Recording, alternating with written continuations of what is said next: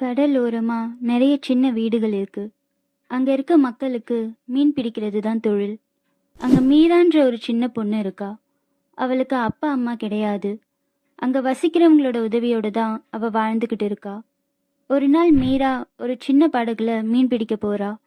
அப்ப வேகமா காத்து வீசுது. மீராவால அந்த படகை கட்டுப்படுத்த முடியல. அந்த படகு திசை மாறி போகுது. கொஞ்ச தூரத்துக்கு அப்புறம் அது ஒரு தீவு கிட்ட ஒதுங்குது. மீரா அந்த தீவை ஆச்சரியமா பார்த்தா. அது ரொம்ப அழகா இருந்தது. அவ அந்த தீவுக்குள்ள நடந்து போனா. அங்க இருக்க மரங்கள் எல்லாத்தையும் அவ பார்த்து ரசிச்சுக்கிட்டு இருந்தா. அதை பார்க்கும்போது அந்த தீவுக்கு உயிர் இருக்கா மாதிரி அவ உணர்ந்தா.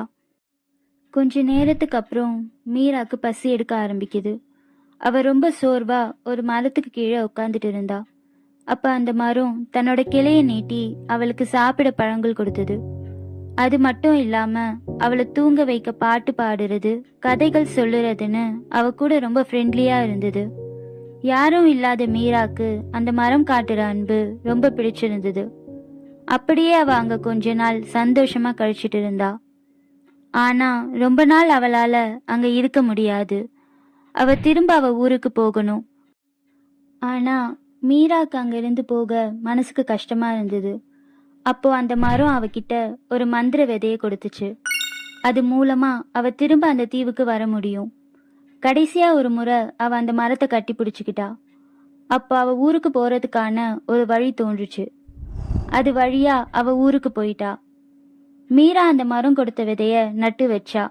அது சில நாளிலேயே வளர்ந்து அந்த தீவுக்கு போறதுக்கான வழியை உருவாக்குச்சு. அதை பார்த்து மீரா ரொம்ப சந்தோஷப்பட்டா.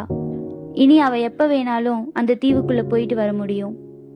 அவ எப்போல்லாம் தனிமையா உணர்றாளோ அப்போல்லாம் அந்த தீவுக்கு போயிடுவா.